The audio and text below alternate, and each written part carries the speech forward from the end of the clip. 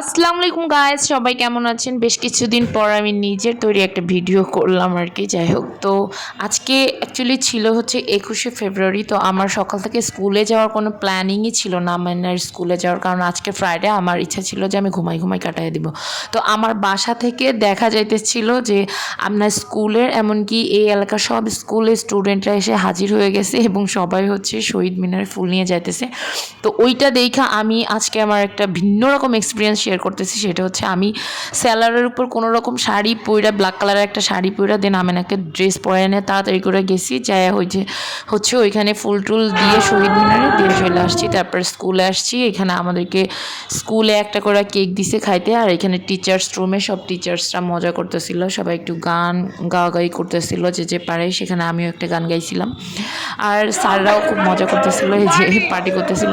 তো যাই হোক, আর আমি তো সিম্পল মানুষ, আমি যেটা করি সব সময় হচ্ছে আজকে খুব বেশি একটা সাজুগুজু করতে পারি নাই বলে এই জন্য রিলসের জন্য ছোটো ছোটো স্ন্যাপি ক্লিপস অ্যাড করতেছিলাম।